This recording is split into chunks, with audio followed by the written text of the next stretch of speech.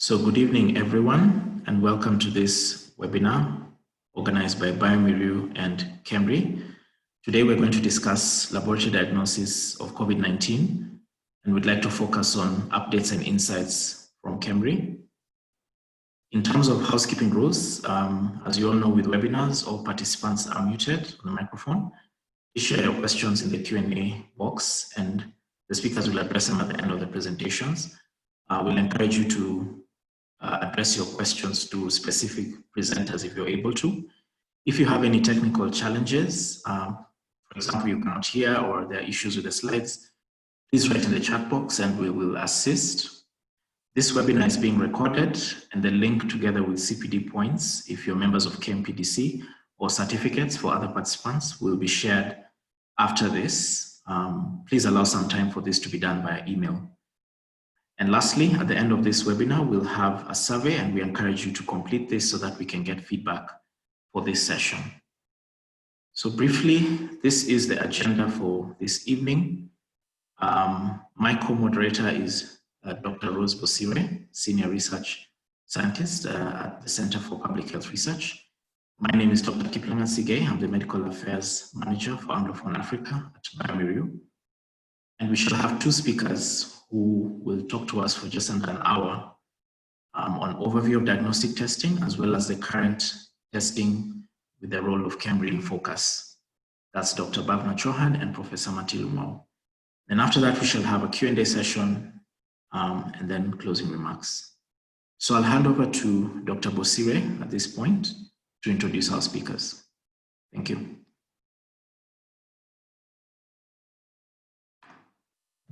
Good evening, everyone. Welcome to the webinar this evening. I would like to start by introducing Dr. Chohan, who is going to go first. Dr. Bhavna Chohan is a virologist and who holds the position of a senior scientist at the Center for Virology Research at KEMRI, and also is a clinical assistant professor in the Department of Global Health at the University of Washington in Seattle, US. She received her PhD in virology from the University of Washington in 2007 and a master's in molecular biology from the London School of Hygiene and Tropical Medicine in the UK. She started her career as a microbiologist and has been involved in HIV/STI diagnostics since early 80s and ventured into research in early 1990 after her graduate studies from University of Washington. She then returned to Nairobi after her studies, and where she continues to conduct various studies. Her broad goals are to be able to establish credible laboratories and implement quality research in infectious diseases to improve health outcomes in Kenya and build a resource of well-trained, qualified scientists in the country. Professor Matilu Mwau, who is going to be our second speaker, is a senior principal clinical research scientist at the Kenya Medical Research Institute. He's an infectious disease researcher and a visiting professor at Nagasaki University. He's currently the Deputy Director of the Center for Infectious Diseases and Infectious and Parasitic Diseases and Control Research Center at KEMRI. He was the Executive Director Consortium for National Health Research from 2014 to 2016. Between 2013 and 2014, he was an associate professor in medical microbiology at the Jomo Kenyatta University of Agriculture and Technology. He holds a degree in medicine and surgery from the University of Nairobi, a master's degree in tropical medicine from Nagasaki University, and a doctorate degree in clinical medicine immunology from Oxford University. His infectious disease research revolves around HIV, malaria, human papilloma virus, leishmania, hepatitis, and arthropod-borne viruses. And he has published extensively in these areas. I now welcome Dr. Bhavna Chohan, who is going to be our first presenter this evening.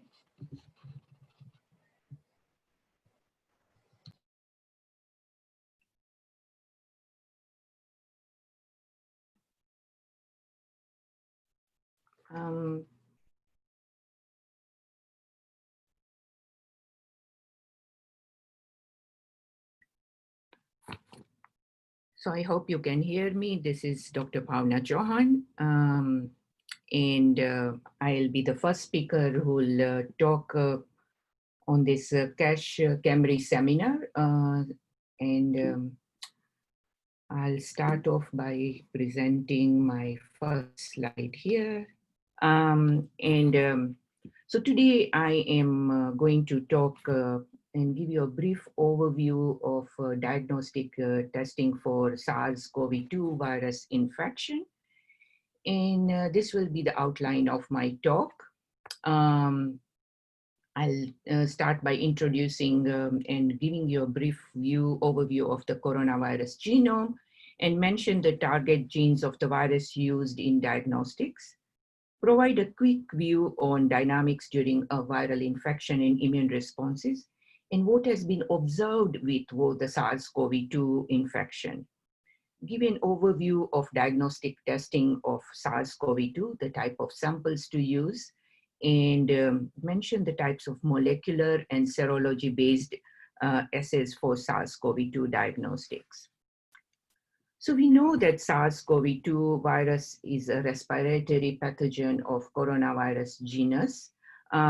It's a positive sense single-stranded RNA enveloped virus that uses the spike protein for mediating attachment to host cells and entry. The common viral proteins are abbreviated here as shown on this, depicted on this viral structure which has been shown. So the common proteins are the spike protein, which are these protruding spikes, the envelope protein, which we would mention, the nucleocapsid, the RNA, and they are all abbreviated as shown here.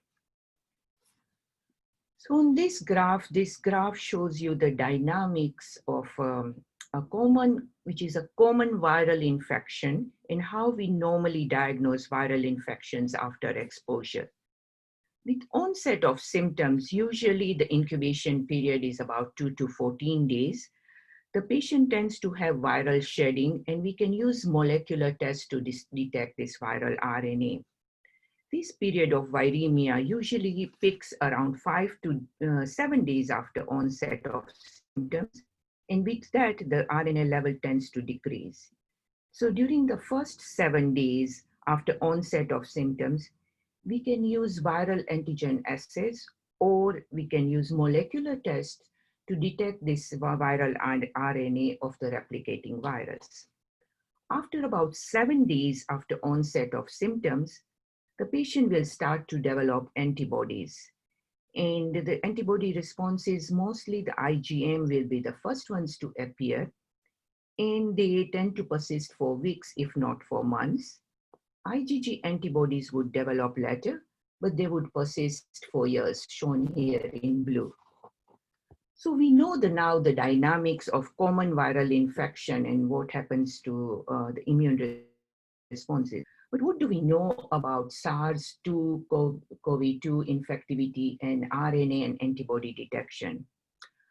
Early studies from China have shown that SARS-CoV-2 can be detected 1 to 2 days before onset of symptoms and can remain detectable up to 25 to 50 days post-onset of symptoms, especially in patients not showing signs of recovery.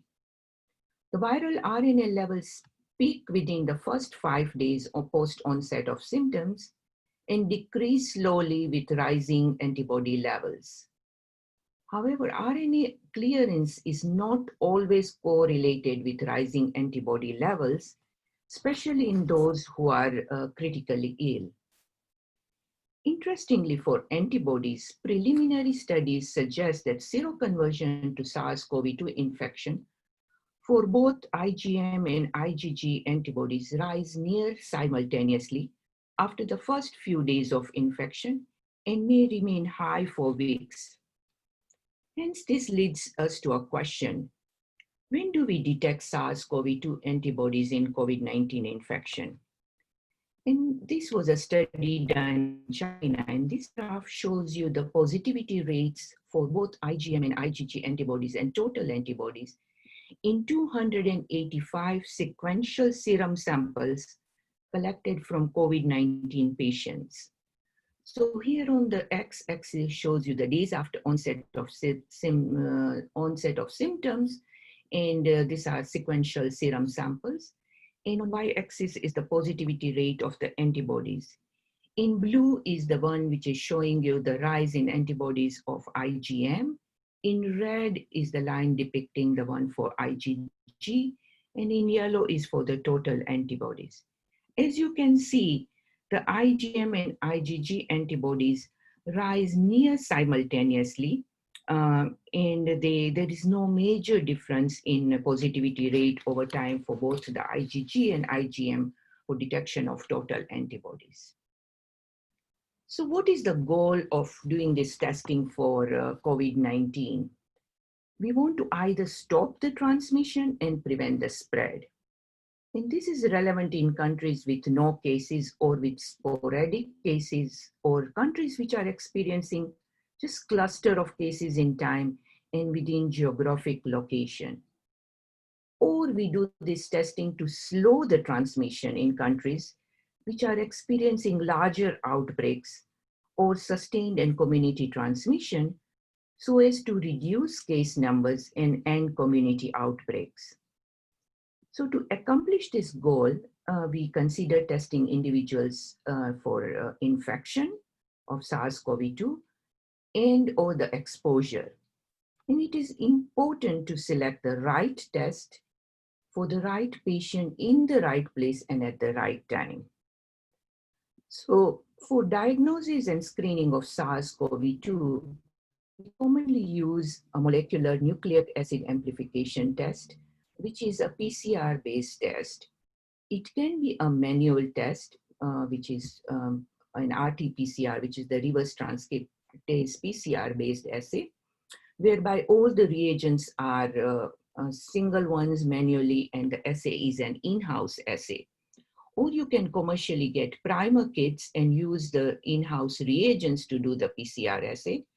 Or you can get kits which are automated, and we has got all the components of doing the RT-PCR, and we use a platform for doing this PCR-based assay. Or serology-based assays, which can be ELISA or immunoassays or rapid diagnostic tests.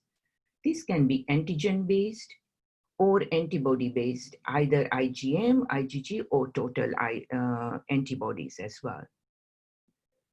So what is the guidance of doing for any of this molecular diagnostic test for SARS-CoV-2? So now we'll talk a little bit about the molecular diagnostic test. The WHO interim guidance actually recommends that the nucleic acid amplification test, which is the RT-PCR testing for SARS-CoV-2, should be done on all suspect cases to be tested for COVID-19, or any person meeting the criteria for testing should be tested using an available molecular test.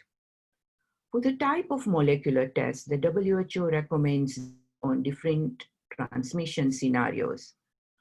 For areas with no cases of SARS-CoV-2 or low prevalence of COVID-19 in that population, a nucleic acid amplification test for at least 2 different targets on SARS-CoV-2 genome should be used. At least one target should be specific for SARS-CoV-2.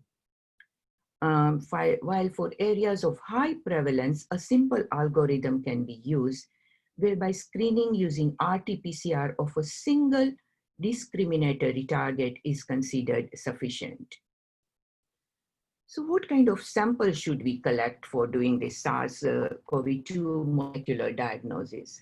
The preferred samples for SARS-CoV-2 diagnostic is a nasopharyngeal swab, which should be collected for testing. However, oropharyngeal swabs, mid-turbinate, or anterior nair swabs are also acceptable for testing. Also, saliva samples which are collected upon waking without brushing or eating, sputum, endotracheal aspirates, and bronchoalveolar lavage, when it's collected and sent directly to the lab, has shown greater sensitivity for diagnostic testing. The table here, which I'm showing, shows you some of the types of specimen that can be used for RNA testing. using the RT-PCR for SARS-CoV-2. The table here also indicates the recommended type of swab to use and collection material. It is also recommended to store the samples at 2 to 8 degrees temporary after collection before long-term storage, 70 before. The picture here on the side shows you a flocked swab that is used for collecting for specimens and the type of transport media. However, so it should be a flock swab using the UTM or a VTM, it's the universal transport media or viral transport media, which should be used. It is not recommended to use any type of cotton or calcium alginate swabs or swabs with a wooden shaft, as that can inhibit the PCR reactions. So what are the steps involved in doing this molecular testing, the RT-PCR test that we talk about? So when a sample is obtained, the first step is to do an RNA extraction. And this is done usually in a biosafety level 2 laboratory or a BSL2 level biosafety cabinet. The RNA that will be extracted will be used to perform the RT-PCR assay using the PCR reagents. The outcome of the results would be qualitative as either positive, negative, or presumed positive for SARS-CoV-2. Thus, what is the role of doing SARS-CoV-2 testing in an outbreak response? So there are 4 main use of cases for diagnostics. One is to confirm infection in a patient, where we need to use diagnostic to confirm this infection and for people with COVID-19 clinical case definition. In case 2, where we need to do diagnostics for rapid triage of suspected cases. In 3, we can use this diagnostic to screen for infection in asymptomatic contacts of confirmed cases, and to determine exposure to SARS-CoV-2 to understand the true extent of the outbreak, map the epidemic, monitor the trends for the spread of the virus, and for contact tracing. So I'll go with each one of these cases and see what kind of diagnostic assays we can use. So to confirm COVID-19 infection in patients, we commonly use the molecular test, which can be the nucleic acid amplification test, and we do the reverse transcript test PCR assay for detection of viral RNA. And we use assays with high sensitivity and specificity to detect the viral RNA, optimally at least within 5 to 7 days post onset of fever. It is a specialized PCR assay that requires RNA extraction and performing the PCR using real-time PCR analyzer. And this needs to be typically done in a laboratory by trained laboratory staff using specialized equipment. And here are some images showing you the different types of real-time RT-PCR equipment, ABI Roche equipment, and RT-PCR platform. Assay usually takes about 2 to 3 hours in the lab before the results are available. So to perform diagnostics for rapid triage of suspect cases, rapid molecular testing is commonly used. In the rapid PCR tests are used to detect the viral RNA. Tests can be performed as a point of care by anyone who can follow simple directions and instructions, mainly in a laboratory, by using platforms such as shown here, like the BioFire multiplex assay or the Cepheid GeneXpert or Abbott ID. The assay usually takes around 15 minutes for an assay like Abbott ID and about 45 to 50 minutes using GeneXpert. These are the POC molecular tests that can be done. For diagnostics of asymptomatic individuals who are contact of COVID-19 cases, the assay depends on the timing of exposure. So within 7 to 14 days, we try to use lab or POC molecular assay to detect the viral antigen. But more than 7 to 14 days, or in between that, we use serology assays to detect antibodies to SARS-CoV-2 as a marker of exposure, or a combination of both the molecular assay and the serology assay. This should be mostly be performed as a POC or as a serology assay, mainly in a laboratory. Depends on the assay used. It can take 15 to 50 minutes for a POC molecular assay, and 2 to 3 hours if we are doing an ELISA serology, or 10 to 20 minutes for a point of care serology tests. And to use diagnostics to determine current and past exposure, commonly serology assays are used to detect antibodies mainly from blood samples. So to do this assay, enzyme immunoassays are performed mainly by technologies in the lab, or rapid assay using POC setting by healthcare providers, or it can be used as a self or a home-based test, which are coming up recently. We may require for an ELISA washer and reader in the lab.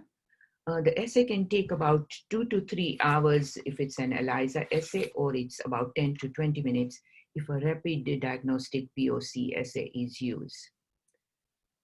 So now we have heard about which kind of assays we can use. What do we know about the SARS-CoV-2 specific antibodies, and what can these antibody assays tell us? We have been discussing molecular assays, but we would like to now see what these antibody assays can tell us.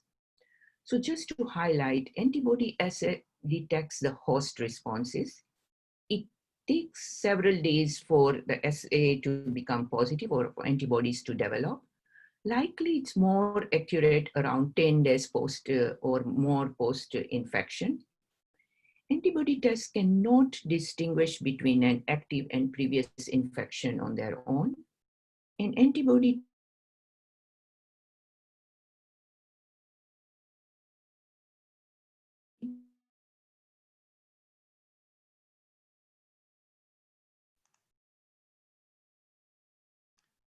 Hello, Dr. Chohan.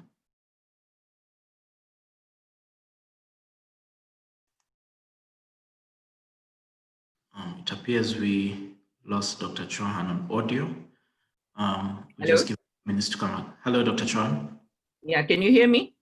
Yes, you're back now. You can okay. I think maybe so just. should I start back on this slide? Yes. Okay. So I was mentioning that what do we know about SARS-CoV-2 specific antibodies, and what can this antibody test tell us? Antibody test detects the host responses, and it takes several days for an assay to become positive, likely more accurate 10 days and later post-infection. Antibody tests cannot distinguish between an active and previous infection on their own. Antibody tests cannot currently confirm immunity to reinfection, as we don't have enough data to know how protective the antibody response is to the virus. So given all this background, it is probably safe to say that antibodies are probably the best biomarker we have right now to estimate the number of people who are previously infected. It actually enables us to get more accurate estimate of case fatality rates, and also allows us to estimate prevalence when informing test strategies and enable programs to target populations at a higher risk. And it can allow serial sampling, as it could enable estimate, get you estimates of incidence as well. So currently we have a lot of serology antibody tests which are coming up in the market. And we would like to know what some of these available assays are, and what can be, what is going on about this different assay. So there is a place called the FIND, and this is a foundation for innovative new diagnostics. It's a WHO collaborating Center for Lab Strengthening and Diagnostic Technology Evaluation. And they do have a pipeline where they're constantly evaluating and updating all the different immunoassays which are coming up in the market. And currently, as of 12th May 2020, when I saw this up on their line, they had about 159 rapid diagnostic assays for serology, which were from about 128 different companies. And if you look at this pie chart, the target of these immunoassays are mostly for detecting IgM and IgG total antibodies. As you can see, it's about 69%. And for individual ones, it's about IgM is 7%, IgG 4%, and the rest you can see. For ELISAs, they have about, as of May 2020, when I'm giving this report, they had about 90 ELISAs or automated immunoassays marketed by about 50 companies. And these ELISAs, as you can see from the pie chart, mostly detect IgM on its own, IgG on its own, or both combined. As you can see, it's about 11% of the assays. For these immunoassays, the antigen that they commonly used is an N protein, and the assays are used to detect mostly antibodies unless specified. So now there are so many assays coming up in the market, all this serology assay. What do we know about the performance of these assays? So recently a project was done, which is a COVID diagnostic project by UCSF, and I've given you the link below here. And they looked at the performance data of some of the rapid diagnostic tests and the ELISA and the immunoassays. And they used the kits which were approved to have at least 90% sensitivity and 95% sensitivity, and they were FDA emergency use authorized approved. And they took blood samples from PCR positive and historic unexposed controls, and they found that the percent seropositive increased with time, peaking between 82 to 100% in samples taken greater than 20 days after symptom onset. And across the board, the test specificity was also high, which ranged between 84 to 100% in pre-COVID specimens. However, a word of caution. We know that in the early days of an infection, when the body's immune response is still building, antibodies may not be detected. And this limits the test effectiveness for diagnosing COVID-19. And this is one reason serology assays should not be used as the sole basis to diagnose COVID-19. And confirmation with a molecular test is really very important. However, whether we use a molecular assay or a serological assay for the diagnosis of SARS-CoV-2, the test performance and the use matters. The sensitivity of the assay, which is the impact of false negative, and specificity, which is the impact of cross-reactivity and discriminative power of the assay, are the inherent characteristic of a diagnostic assay. And also the reproducibility of the assay matters when you are selecting the assay. The predictive value, which is the ability of the test to identify disease, is also very important. So it doesn't only depend on selecting the sensitivity and the specificity of the assay. It also matters on what is the prevalence in your population and what will be the predictive value and the likelihood ratio of the diagnostic test to detect the assay before you use the assay in your population. And here I'm listing you some of the factors which can lead to negative results when you are doing both either molecular or serology assay.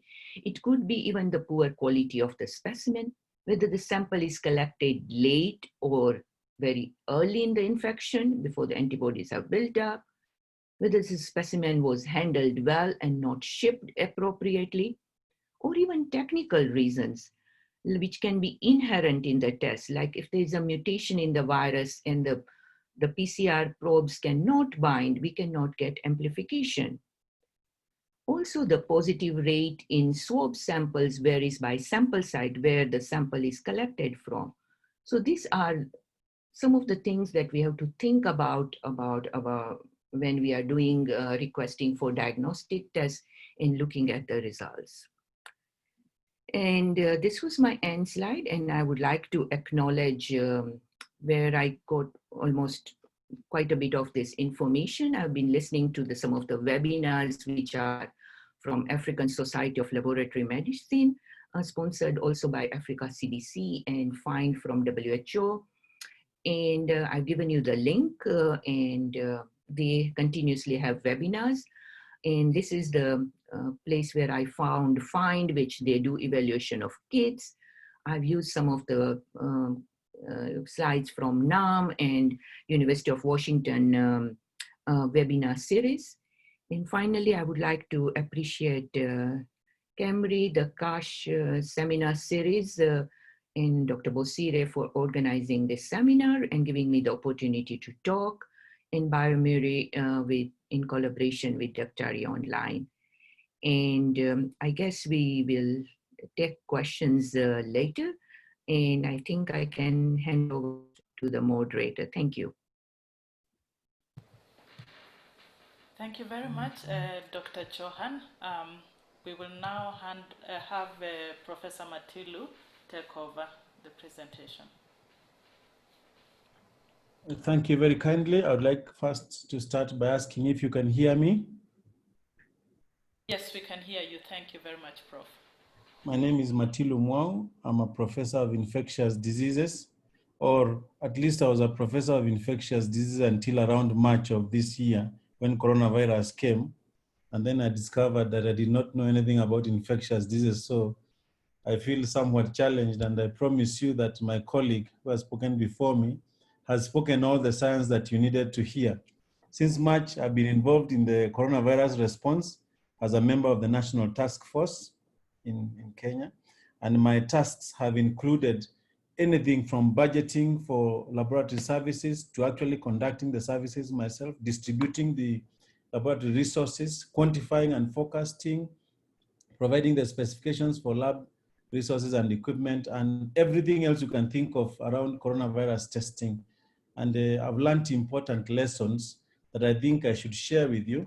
And this is not the first time I've spoken about laboratory diagnosis, and you'll forgive me if this is your first time in this sort of forum, but I'll try to be as inclusive as possible. So first of all, the last time I checked, Kenya's population was about 48 million people. I think they said 47 million, but I added some people because I knew some must have been hiding when they were counting.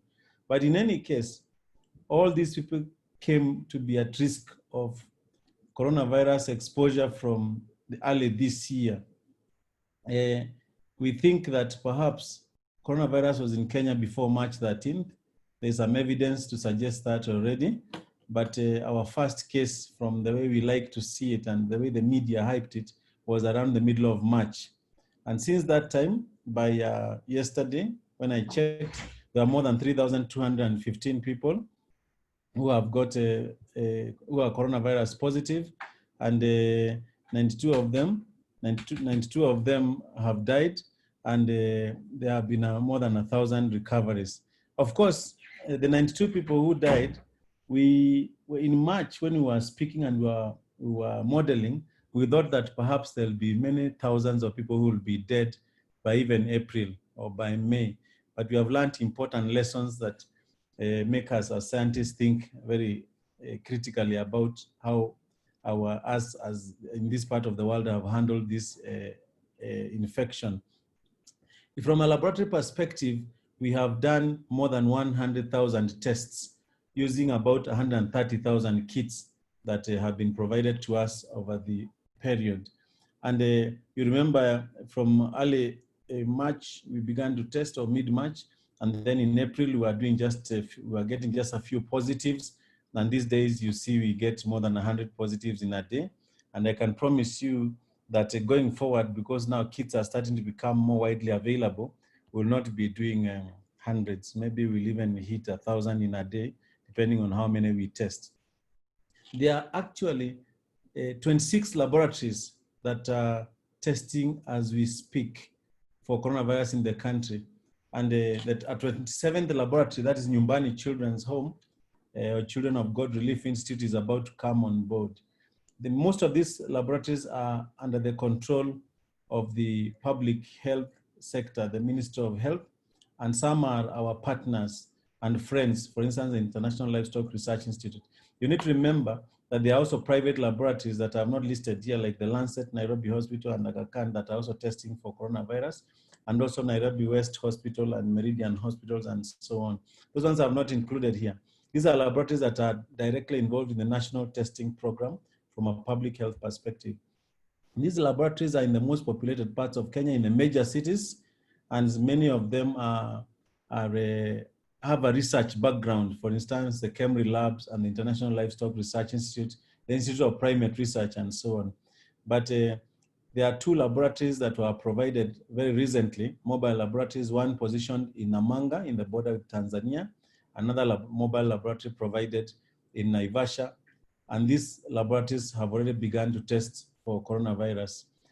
Some of them have got manual testing approaches using just normal real-time PCR machines. Some of them have got just the usual real-time PCR machines, but also have got machines that can extract and speed up the extraction process. But a few of these laboratories, actually about 10 of them, have got the capability of large-scale automated testing, and I'll be speaking about that in a short while. When I talk about automated testing capacity, I'm thinking about 8 to 10 laboratories. 8 of them have got this big equipment like what you can see I've put there, the Roche Cobas 8800. What I put there, I can't see well myself, but could be 8800 or 6800. There are 5 8800s in the country. These machines are capable of significant throughput in a day, but we normally use them for HIV testing. The hardest we have ever pushed a machine, at least in one lab that I know and I'm associated with, was 3,500 tests in one day for HIV. And these are the big ones. Then the 6800s are capable of just a little bit, about 2/3 of that capacity, and there are 3 of them in the public sector in Kenya. So the high throughput machines from the Roche segment are 8 in total. Then you need also to be aware that when I first spoke about testing and so on, we didn't have any kits. Since then, somewhere between that 2,000 and 40,000 Roche tests have come into the country, and I want to assure you that we consumed them when they came very quickly because our technologies are actually quite robust. In Kenya, there are 23 Abbott real-time PCR machines, also automated. There are 24, sorry. And 23 of those are in the control of the Ministry of Health in one way or the other. And unfortunately, before yesterday night, before last night, we had only received 8,000 Abbott tests, okay? But last night, 180,000 tests were received. 180,000 tests is a significant number of tests, considering that since this pandemic hit Kenya, we've only procured about 130,000 tests, mainly manual. 180,000 tests are likely to push us for more than a month, even if we escalate testing significantly, I mean, comparing with what we have been doing so far. Now, we already received the kits ourselves, like in a place where I'm seated right now, I'm in one of the major labs at the moment, and we already started using them because they were cleared very quickly. There are other equipment that are called a Hologic Panther, they're called Panther, and they're also in the public sector. There are 5. These equipment are capable of doing about maybe 700 tests in a day, but we have not procured reagents for this equipment because when we began forecasting and quantifying Panther, reagents for Panther had not been made available by research and development groups in those companies. But now they are available, and in the near future, when we are forecasting and quantifying, we'll bring in this tests into play. I want to remind you that Abbott machines can do about 470 tests a day. The best we did in this coronavirus epidemic with 3 machines in one lab, but this was limited by the samples we had. we gave them 400 samples each in a day, and they were able to finish them off. So 1,200 for 3 machines. So that theoretical output of 470 is actually a realistic output when you think about it. Okay? Now, in Kenya, Kenya is a large country with many counties and sub-counties, and we have been struggling with TB and HIV for the longest time, and there are investments in that arena that have stood to us that we can bring into play when we are thinking about coronavirus. There are 189 GeneXpert platforms in the 47 counties in Kenya. So they are well spread out among the sub-county hospitals and some of the larger referral and county hospitals. Okay? 184 of these machines are 4-module. These are automated testing machines. They use a cartridge. And in the case of coronavirus, the cartridge also comes with the consumables that are required to do the whole test, from collecting the sample to getting a result. So 184 are 4-module. That means they can do 4 tests at once. They can take 4 samples in at once, and they can give you a result according to the GeneXpert in some minutes, less than an hour. But in our experience in HIV and other stuff, it was probably more like 69 minutes. So, but maybe for coronavirus is lower than that. We will see, because we have not received those reagents yet. 4-module machines can do about 20 tests per day, all right? But 16-module machines, of which there are about 5, can do about 80 tests per day, because they've got 16 slots where you can put 16 samples or cartridges. So we expect the cartridges anytime, because we have ordered them in Kenya. But every manufacturer, the big ones especially, have really struggled to meet the demands of countries all over the world. And there are various reasons they have struggled. And one of them is that they couldn't manufacture quickly enough because they had not woken up in January thinking about coronavirus. Right? They had other problems solved, and then demand came. The second thing is we couldn't travel, and you couldn't even find flights to deliver these reagents. And the third thing is that developed countries where these big manufacturers are found ring-fenced their reagents first to protect their people and solve their own problems before they could give countries like Kenya. These are important lessons that you've learned, which will stand to us in the future. There's a recent Global Fund application that you have made. In fact, we are still making it. And in that application, we are asking for 39,000 cartridges for GeneXpert. In terms of manual testing capacity, where the people extract the samples and then they feed the real-time PCR machines. When I started off, I thought I knew the Kenya's real capacity in terms of manual testing, but I came to the conclusion after doing some mapping that in fact, Kenya has got dozens of real-time PCR machines that are in the government of Kenya hands. For instance, in the place where I'm seated right now, within a radius of about 300 meters, there are at least 14 real-time PCR machines, and most of them, only 2 of them are in use for coronavirus testing at the moment. So in my own opinion, the capacity to test using these machines is quite significant. And not just that, even in private hands, I counted more than 20 ABI 7500s machines, real-time PCR machines that in emergencies can even be expropriated or nationalized and used. And I'm saying this so that people can be assured that we have no limitation so far in terms of machines. That's not our limitation, okay? And the other thing that we have concluded in the short period we've been in this business is that for the Abbott real-time PCR machine, this machine, the original equipment manufacturer is Thermo Fisher. And Thermo Fisher has not struggled as much as Abbott has with regard to manufacturing reagents. And in fact, Thermo Fisher declared that it could do 20-25 million tests a week. Right, that sounded very attractive to us. And in fact, recently we received Thermo Fisher reagents, and we also managed to, I hope there's no Abbott person listening, we managed to bully Abbott into helping us to open the machine so that they could accept generic reagents like the DANS, the Sansure, the Africa CDC reagents, and so on. And we did that, and we opened the machines. Now, when Thermo Fisher reagents came, we were in for a rude shock, because we found out that we had to install new software into the real-time PCR machines. And before installing that software, we had to sit an examination. Now, who sits an examination during a pandemic before you install a software? This is something I'm still shaking my head about. But in terms of these machines, most of them are using they are being fed RNA that is manually extracted. But many labs also have got automated extraction systems that are not even in play. Only a few labs have these systems in play. And if we really meant business, if this was North Korea or another place, I can't remember where, would quickly put this equipment into play and get our job done. But in any case, for manual testing, we are putting 107,000 test requests into the Global Fund application, and that is not the only thing that is coming through. Now, when all is said and done, there are things we think about. The first thing is the equipment, and I've mentioned that. I've not mentioned to you about the human resources yet, and I want to summarize by telling you that most of the people in Kenya today involved in testing for coronavirus are funded, their salaries and their survival is funded using partner money, using project money, whereas coronavirus is a public health problem, is a public health emergency. And it would be really nice if the government put in money to support members of staff so they can test these things from a stable point of view.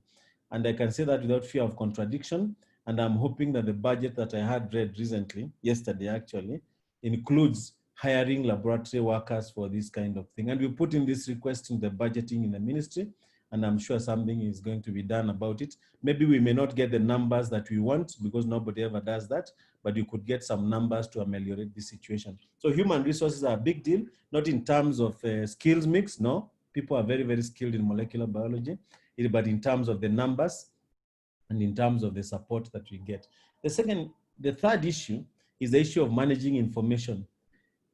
Usually when you are testing, as a lab guy, you just think you do the test and then you go home. That is not true. There's actually a client on the other side waiting for results. And those results can be delivered in various ways. We learned a very long time ago that the usual way of delivering results for one patient that you do in a normal hospital, you print something and give them, that cannot work in a program that is testing hundreds of thousands or tens of thousands. These lessons were learned from the HIV program that has been running in Kenya for a long time. So we have the infrastructure. The infrastructure we have is actually infrastructure borrowed from HIV. We've been very lucky. We've been trying to solve HIV problems for the longest time, and coronavirus found us therefore ready. Okay? Now, but in terms of managing the information, there are some labs that are still using the manual way of doing things where they enter results in Excel and they struggle with them and they want to make phone calls to communicate those results and so on. But with our partners, Clinton Health Access Initiative and some other partners, our database as an information management system has been built. This system is actually visiting the HIV system that we use, is actually domiciled in that system, in the same servers that we use in Kenya from the NASCOP system. So we do not have to invest in anything except software. And this system is able to collect the information, collate it, help us develop our worksheets and so on, and help us communicate our results, and help us develop a dashboard where people can look at reports quite quickly, as you can see there, all right? And it has actually in the HIV program, there's a budget there. There's a button there in the limbs that says, please switch to COVID. And when you switch to COVID is when you start seeing COVID information. Of course, like any system, the access that you have is controlled because you also know that information is power. With this kind of system, we are able to communicate information through even Excels, and we are going to be able to communicate through emails, and we are thinking of introducing a shortcode system so that, for instance, the clinician who collected the samples is told your results are now ready. Please log in so that you can get your results for your patients and so on. And it's interoperable with the other systems that exist in the health space in Kenya. And so this is a part of just the discussion I've been giving you. The part I want to really relate to you is that as my colleague before me spoke, testing doesn't take so long actually to get the results. But the interactions before testing and the interactions with the result are something that can take a very long time. And our business includes even automating the results so that we don't delay people's decisions. And for instance, when you're in quarantine and you've been waiting for a long time, 21 days, and your result is delayed and you know you are tested, that can be a very frustrating thing. And it's not something that lab guys can. Now, at the end of the day, if the person is in a hospital and is admitted, they want to see a report that is put in their file so that decisions can be made. For instance, if you are in quarantine and you need to be moved to a hospital, your file must be complete. And we have been actually generating these reports from the system by just clicking a few buttons. And now, going forward, the report will have a QR code so that it's hard to fake it. So that it's also you can use it when you are traveling, and whoever is on the other side can query the QR code to see whether you are okay, whether you are who you say you are, and whether your result was negative or positive or not, and whether all that kind of stuff, you'll be able to see it there. Now, I can't help just saying a little science. I think it's important. Although I didn't want to say this, we looked, or KEMRI has looked, and even other scientists actually all over the world have looked at the coronavirus to see how it looks like. And we have a lot of information about the virus right now in terms of its makeup. We know, for instance, that it is related to the coronaviruses of bats and of pangolins. And we also have an idea where it came from central China in some place, all right? And we also know there are other coronaviruses that are not it, and probably not as dangerous as it is. But in Kenya, we know that there are various lineages of coronavirus that are now circulating, as you can see on the right side, on the bar chart there, and the percentages you can see. B1 is a very common lineage. And then from the sequencing, we can tell that coronavirus entered Kenya through multiple sources, mainly of them European. So it's a Eurocentric virus so far, but I've seen one or two sequences that suggest that some of the things came from Asia and maybe from North Africa. And then the other thing we can tell is that, like in Mombasa, in the coast, many people got infected from one source. And we can even tell that some of the coronavirus that is the coast traveled from Nairobi to the coast. Sequencing is very interesting. You can tell a lot of things from this kind of thing, but I'll not bore you with the academia of it. Just know that a lot of the viruses that you see out there were transmitted in the community by just one person. So you can find very many people with sequences that look like just one source, all right? Who should we test?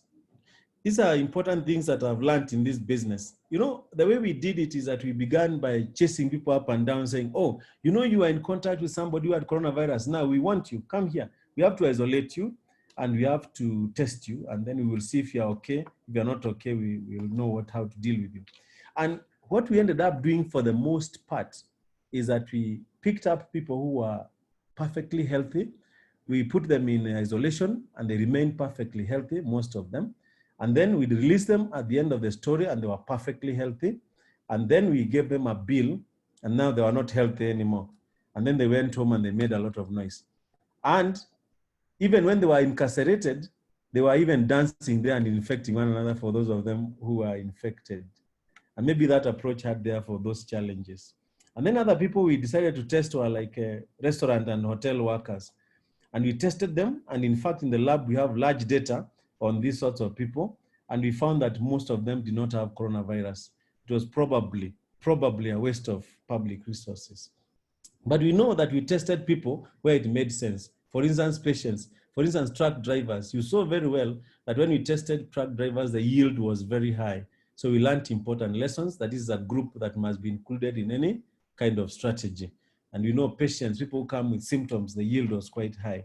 And remandees because of the nature of their incarceration. But we have been shouting very strongly since about a few weeks ago that please don't test people who are well.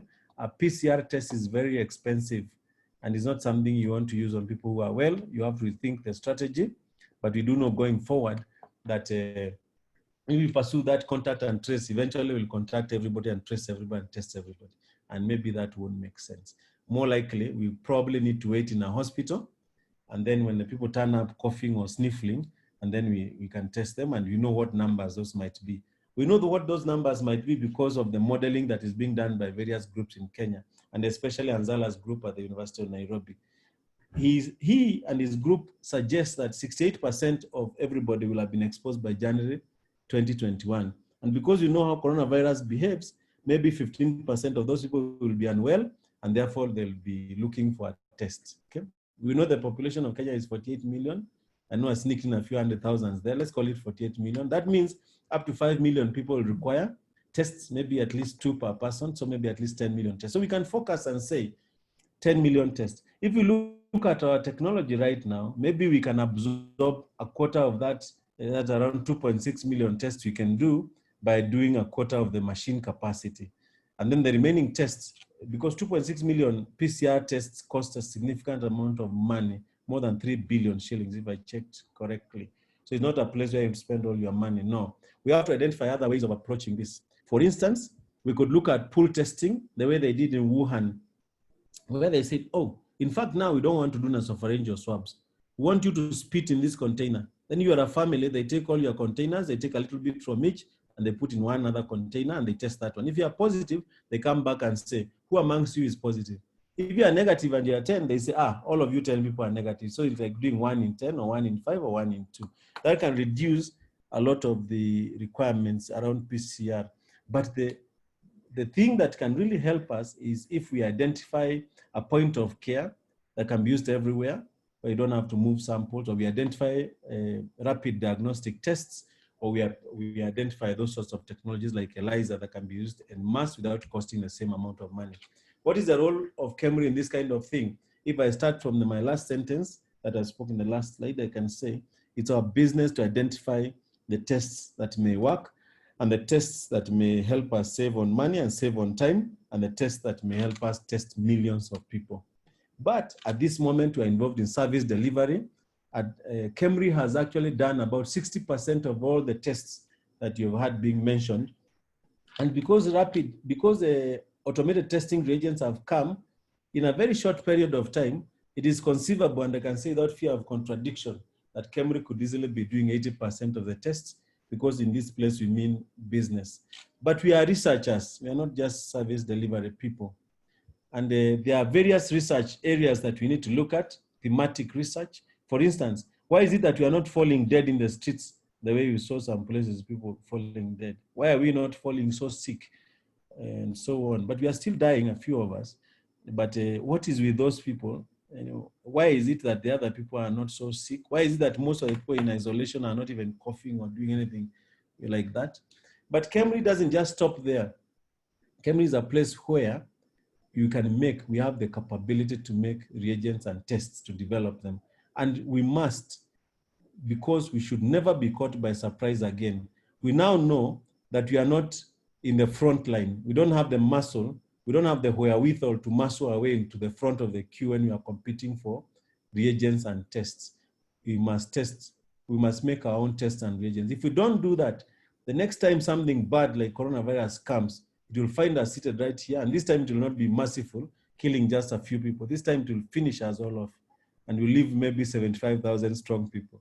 So it's very important that we really focus on this kind of thing. Vaccines development, KEMRI has the capability of making vaccines and also doing clinical trials for not just vaccines and drugs. And in fact, I must tell you that KEMRI already began looking into these things, and there's some research going on in those areas, but you must remember these things take a bit of time to do. They don't take months, they take years. The reason why the Oxford people are so far ahead is that they were found already doing vaccines for other stuff like TB and HIV. So they quickly just brought their machinery into play. That's why they can tell you, oh, in fact, by September, you might have a product. Overall, KEMRI, like other research institutions in Kenya, and in fact, like everybody, must think about the future and must be prepared for the next bad thing to come. It's going to be very difficult to prevent people from eating snakes and bats, or prevent them from fetching firewood in the forest, or preventing them from eating raw meat or insects. It's very difficult.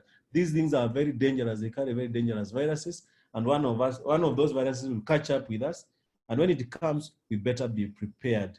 And to do that, one of the things that KEMRI does very well is capacity building. The last time I checked, KEMRI had the highest concentration of PhDs in a square meter, more than even universities and so on. And in the future, these PhDs are going to be based on the things that really matter and on the things that we really need to take care of. Thank you very much. I work for KEMRI most of the time, but KEMRI is a part of the Ministry of Health. And I want to thank my colleagues in KEMRI who have supported this journey. There are very many of them. In my own capacity as a service delivery person, I have outstanding members of staff in the laboratories in Nairobi and in Busia, people who tend to go unrecognized. But you'll be surprised to know that I myself have never done a single coronavirus test, and I've never even taken a single sample. my members of staff have ensured that I remain ignorant because they're outstanding. And thank you very much, and thank you for listening. Thank you very much, Prof. Now we will have opportunity to answer some questions. So if I start, maybe the first one I will ask is what has been asked about the disease that is caused by the different strains to Dr. Chohan. Is there any difference in the morbidity and mortality among the different subtypes or strains that are caused by the virus? It's a new field, and people are still looking at the SARS-CoV-2 and sequencing it. And as you can see, Prof. Mwau was showing the phylogenetic tree and showing the different kinds of viruses and from Kenya and what they have sequenced. There has been no relation about which strain is causing which morbidity and mortality. But I can refer this question back to Prof. Mwau if they have seen anything in the field. Prof. Mwau? No, not. We have actually, you know, we have invested our main resources in terms of testing, and we haven't gotten to the point where we are now trying to tease out the data that tells us about how this virus behaves depending on the various strains and so on. And as you can see, what I presented was just data from around 28 sequences. Maybe now there are more, and you require very powerful bioinformatics to connect Yes. how the virus looks like to what it does to people. But so therefore, we can't answer this question at this moment, but this is a living discussion. And one of these days, we are going to surprise you with very interesting scientific findings. Thank you very much. Another question, Dr. Chohan, that you can clarify for everyone, what it means to say that a test is presumed positive, and also alongside that, you can answer whether false positives are possible and what then would be done if it's possible to find a false positive. Presumed positive is more where the CT cycles of the real time are close to the threshold. And whenever in the lab, we get a result which is doubtful, we ask, if the CT cycles are low, so the threshold usually is about 38, but depends on a test kit. And if you find your cycles are, the virus we feel is there, could be a virus there, and there's amplification, we call it presumed positive, and we would request a second sample to be collected from that person to be tested again. About false positive, it's a possibility, and I can ask Prof. Mwau to comment more because he's there in the field. Do we get false positive molecular test results? Theoretically, we should get false positives because there are other coronaviruses and so on. But so far, we haven't got false positives. But I know that there are some kits, like one particular kit that we are validating, which was giving us false positives. And this is what we discovered was happening with that kit. Because normally these are at -20, we would thaw and then take out what we needed and then freeze the kit back because it was coming in a bit of volume. And then we freeze it and then we thaw it again. And whenever we thawed it the second time or third time, it gave us positives that it shouldn't have done. So these are the unique characteristics of the kit. But there are other possible interference that can give you false positives. They are well described in the literature, but as people have not come across that, we have also very strong quality assurance systems. But please remember, you can also contaminate a sample with a positive. A negative sample can be contaminated for various reasons.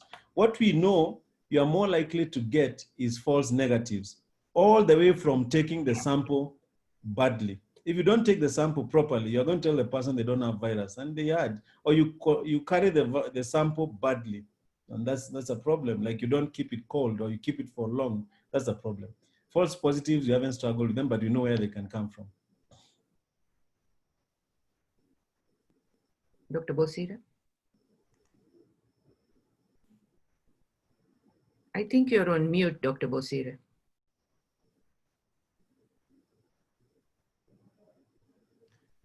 In your experience of testing COVID-19, have you encountered discordant results, Dr. Prof. Mwau? Yes, at the very beginning, but I cannot explain what was happening. What happened was, we'll test a person, for instance, and then the person is positive. And then for some reason, I don't know what, maybe the people had got connections. Samples come after 2 days or 3 days, we test them, and then they are negative. And then there's a lot of noise. And then we do some more testing, and then the person is positive. So the question is, was the negative a false negative, or did the person become negative, and then they became positive again from another exposure? These are some of the things that we struggled with at the very beginning. But now with the 100,000 samples, we have found that in fact discrepancy is not a common thing. It's not. Okay. Thank you, Prof. A few questions around the kits and the issues around the shortage of the kits. So there are several questions related to that. One, when we have the kits available maybe in larger numbers, will that be a problem in the kind of results we are going to get? The second one is there a chance of developing an in-house assay to be able to so that we don't get the problem that we are having with the test kits? And the third one is whether there are even plans to begin producing some of these kits locally, or if there's even a local manufacturer for these reagents in Kenya, so that we don't have a problem with the issues that we've been having of reagents.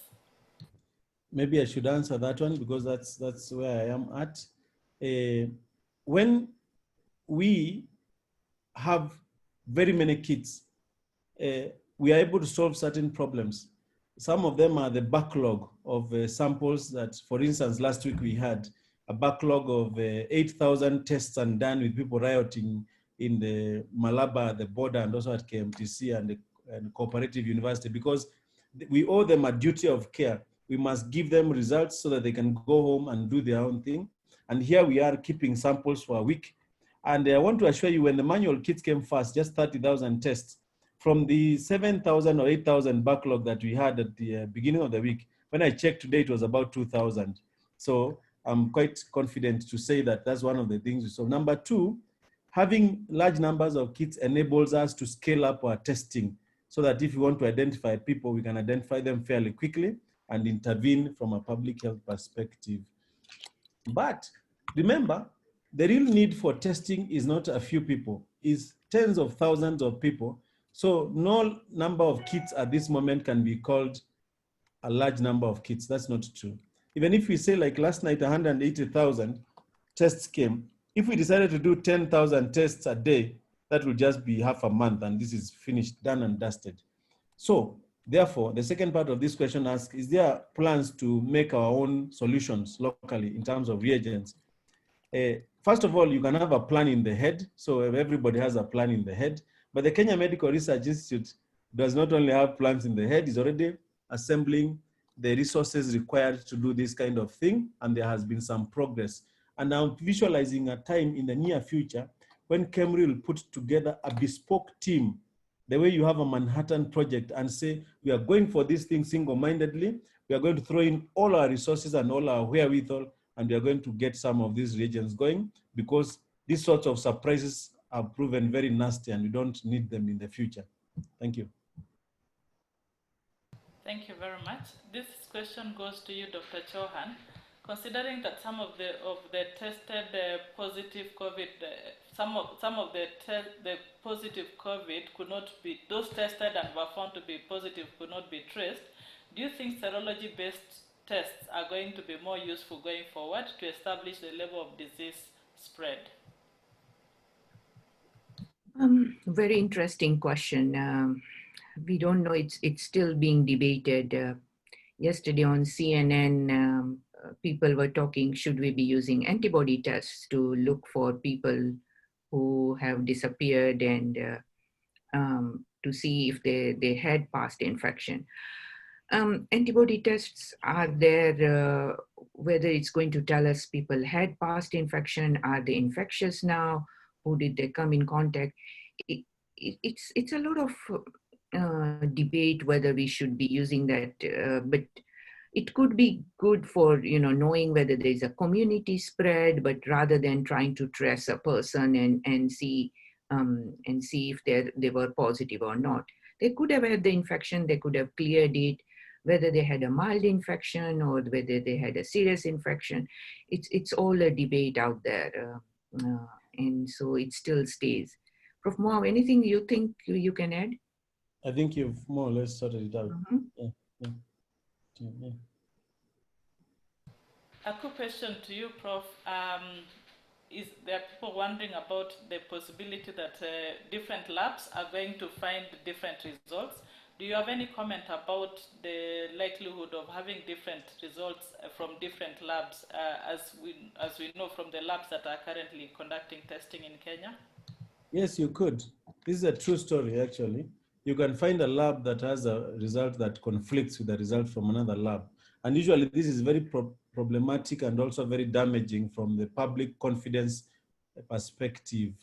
And the way to avoid this kind of thing is to ensure that all labs subscribe to an understood management system, quality management system, well understood, well established, like an accreditation system. Some labs must be accredited where possible, and labs must share amongst themselves panels, and also must do some quite significant inter-lab quality assurance. At the same time, members of staff must be very well trained, because a simple mistake like just a droplet is enough to destroy the credibility of the whole lab. So there are various ways you can avoid discrepancies. And remember also, if you ship samples from one lab to another and you don't take care of them when you are shipping them, the labs are going to get different results. There are so many reasons why you can get different results. This can be reduced by very well established standard operating procedures and quality management systems. Thank you very much, Prof. That's a very good answer. And I want to build on something you mentioned at the tail end of one of the questions regarding what KEMRI has been able to achieve in the last 2 to 3 months. Maybe the first question would be, what has been the learning curve, and really what can we do differently next time? Because obviously at the beginning of this pandemic, we know that there's a lot of capabilities to do molecular testing in the country. But obviously a lot happened in terms of starting with 2 labs and all the way up to now almost 30 labs. What would you say in terms of the learning that you would do differently next time?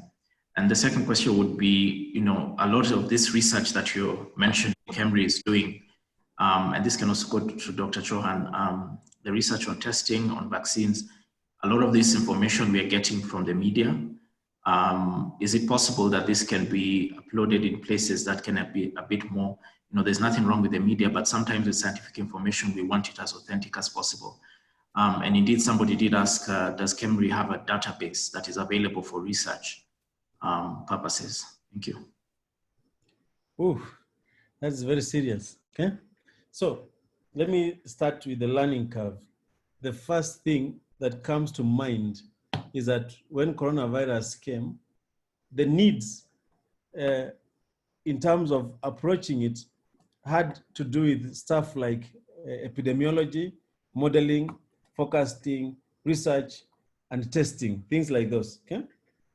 And when it comes to something like testing, I was extremely surprised that even in my own place of work, and I hope I don't get fired after this, only a few people could actually test for coronavirus or for viruses, whereas I assumed everybody I saw in the streets in my place of work was a virologist.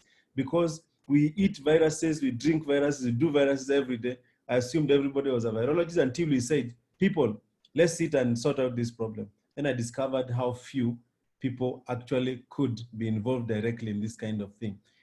The human resources skills mix is one thing that we will not let go in the future, because we know this is coming. That's the lesson.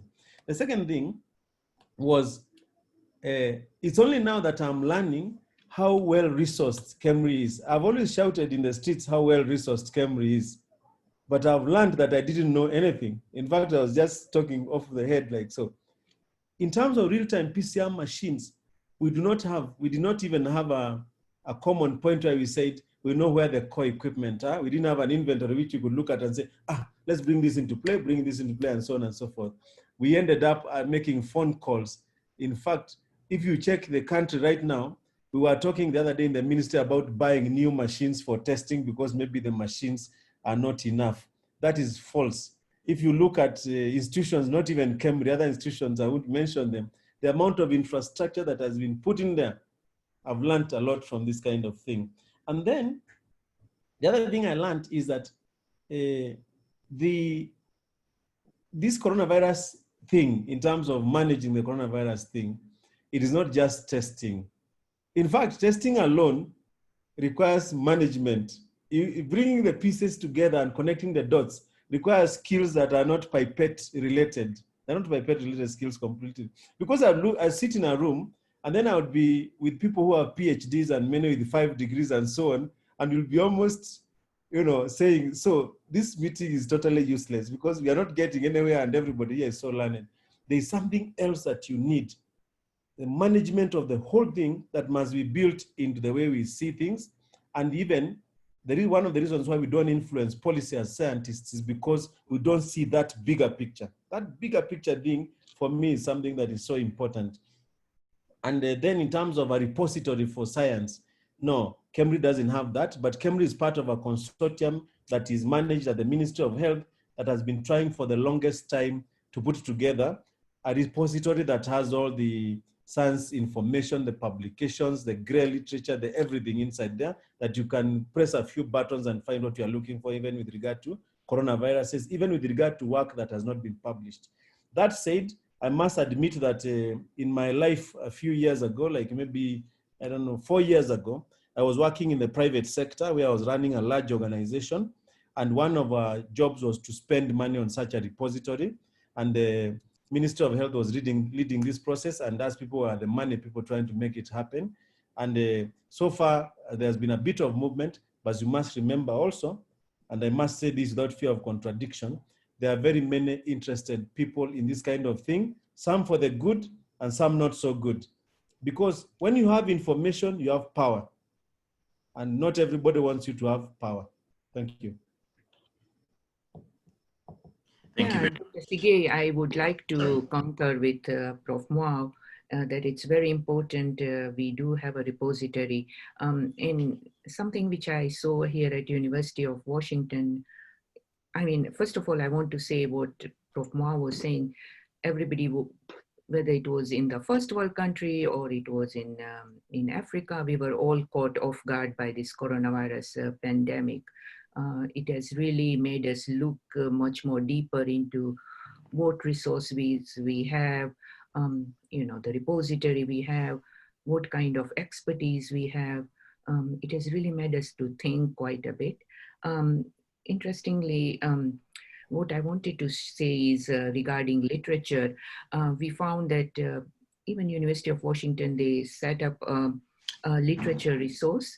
And there are students who are dedicated and scientists who are dedicated to do everyday search on what is out there on vaccines, on serological, immunological assays, diagnostics, treatment, and they put up some summaries online. And I will talk to Dr. Bosire if we can organize something at KEMRI and have some kind of a resource like that. And Prof. Mwau, if he can be willing to support us on that as well, Exactly. I'm happy to do that. Even as I take on more roles, I'll be happy to do that. Yeah, it would be a literature search. Every day we do a search, what's going on, and weekly we put it and update it for people to be able to refer to it, Thank you, Dr. Sige, for suggesting such a... Yeah, so thank you so much. I really, I think COVID has also opened up KEMRI, as Prof. Mwau has said, and, a lot was happening, and we definitely need to know more and collaborate more and see what is happening. I think maybe the final question I'd like to flag to the speakers. We've had clear guidelines in terms of PCR testing or direct testing from the government and also from professional societies. But when it comes to antibody testing, we know companies, like Biomerieux, we already have our antibody test, but there is no official document that at least I have seen, or most people that I've talked to have seen regarding that. And we know there's a great value for antibody tests, definitely not for diagnostics per se, but definitely to support surveillance. I know a lot of this discussion on mass testing, things like maybe return to work, return to school, and maybe Dr. Chohan, you can share the experience from the US. What is there a plan? Is there like a plan to have an official guideline for this antibody testing? And somebody did actually ask, whether we can use it for herd immunity and things like that. Yeah, I saw a question on Q&A from somebody mentioning in Sweden they want to do serology testing for herd immunity. It's a possibility. We can try doing and seeing how many people have had past infections, if the assay is reliable, and in the population that you are testing, what is the prevalence of the disease. We can probably use the serology assay. Mass testing people, and you saw it was very successful, and Prof. Mwau just mentioned in China, they tested 11 million people in Wuhan, going into houses and swabbing them, but they did the molecular assay, and pool testing is to take samples from one household and then pull them in so that you can save up on the reagents and the cost. And if your pool is positive, then you break it down and you go ahead and test individual samples. That way it can test, save. So mass testing is something even United Kingdom is thinking of doing. In Wuhan had shown that it is possible. Again, we have to know what's the prevalence of the disease in our population and the morbidity, mortality. So a lot of things to consider as well. But I think we just have to look and see what the other countries have had experience in starting. US is also thinking of mass testing and recommending it, but still it's under debate,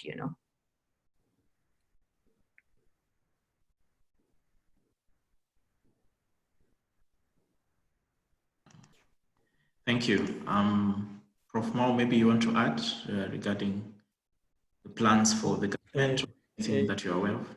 I think you may have heard that we are thinking of, actually, even if we are not thinking, even if we are totally blank, we must reopen schools at some point. That's so logical, and reopen the whole place at some point.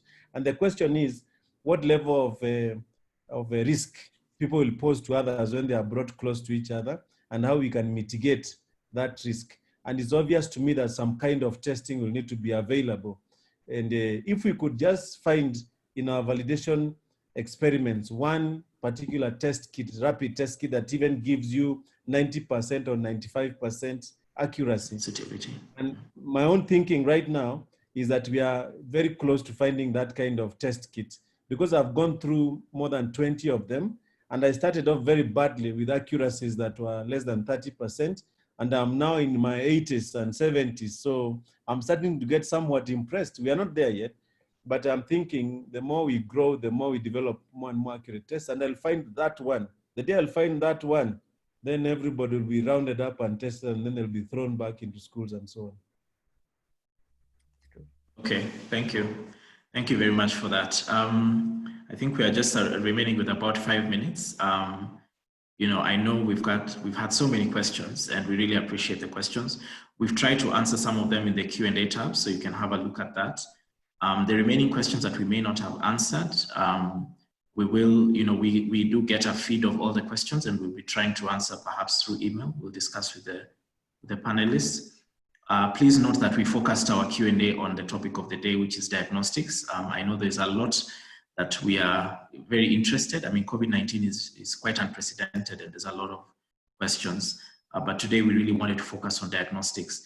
We'll probably have another webinar focused on other areas of COVID-19, the KEMRI team, and we'll share the details of that in due time.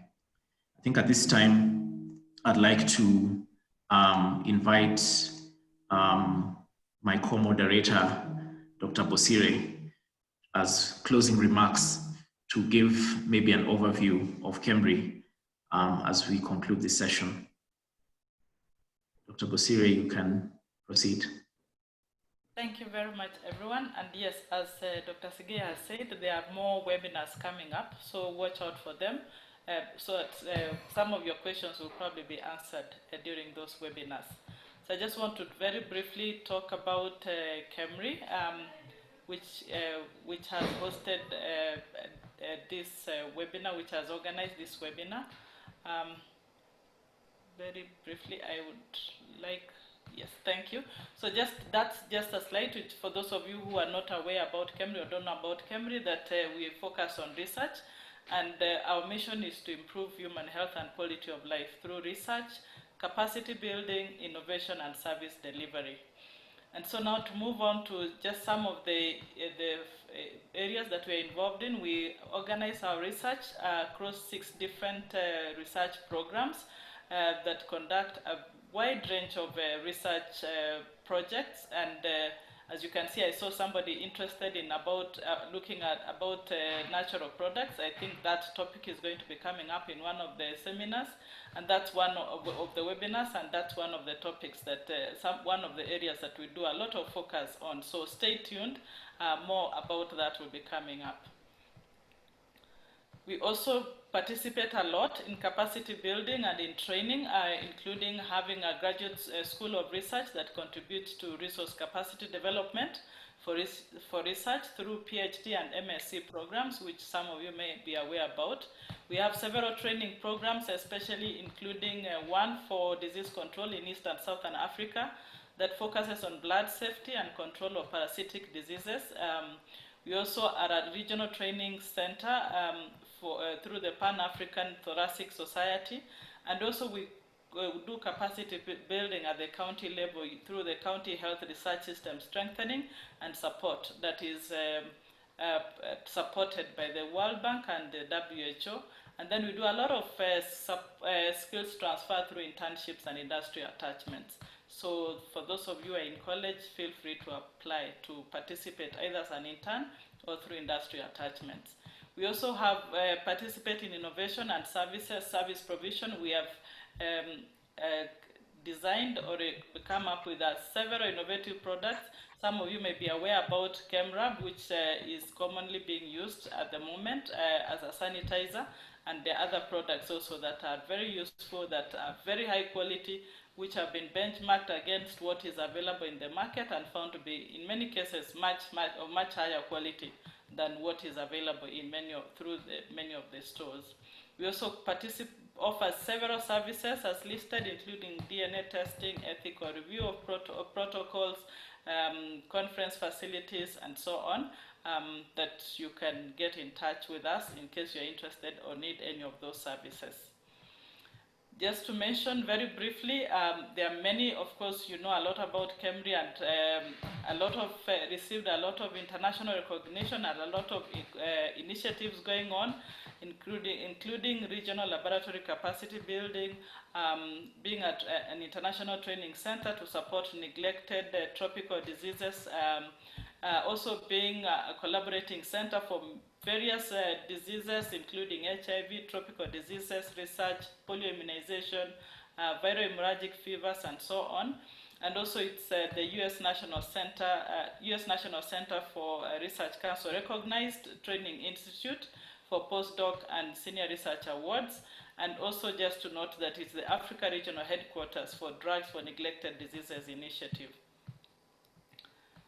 Our reach is very wide, so I have just here shown a few of the areas in which we have footprints, not everything, but these are some of the areas in which we collaborate. As you can see, we have global partners and continue to add more as research continues to evolve. Thank you very much, and I now hand over to Dr. Sigei. Okay, thank you so much, Dr. Bosire. I mentioned earlier, my name is Dr. Kiplagat Sigei. I'm the Medical Affairs Manager for English-speaking Africa at Biomerieux. And I'd like to just give a brief overview of the company. We are a diagnostic company whose focus is to improve public health, especially in the fight against infectious diseases. And our 3 main areas of focus are microbiology, molecular biology, and immunology. Our focus for addressing public health challenges leads to us focusing on 5 main streams. We want to fight sepsis through our diagnostic solutions. We want to curb antimicrobial resistance through diagnostic stewardship. We've developed syndromic diagnosis for infectious diseases that enables you to have multiple targets on one test for infectious diseases. We are keen on supporting the management of emergency conditions through innovative tests. And last but not least, through our industry section, we are here to support consumer safety through diagnostics in industries. I just want to emphasize that diagnostics is critical in clinical decision-making.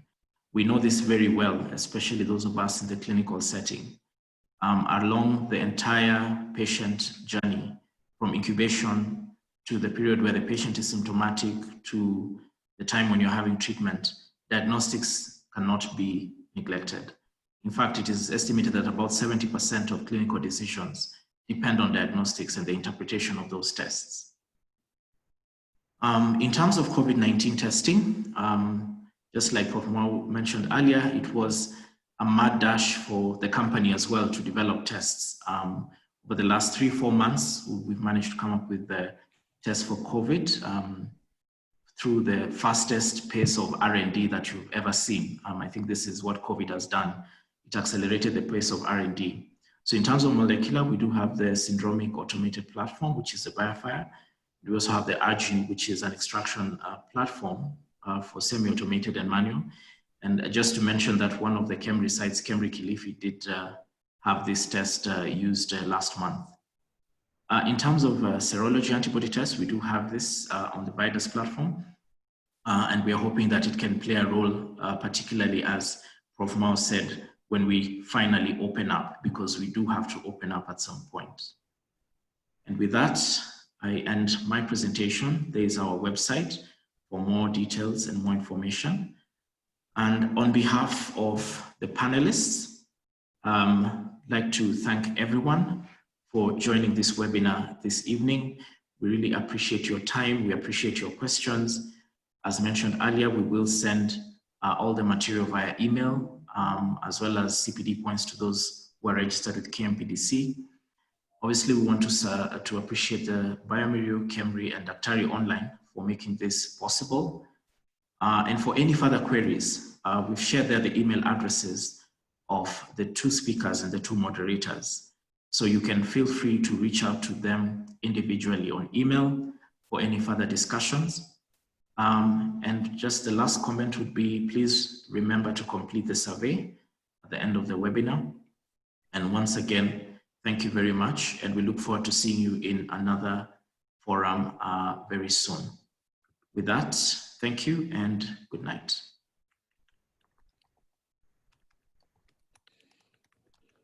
Thank you.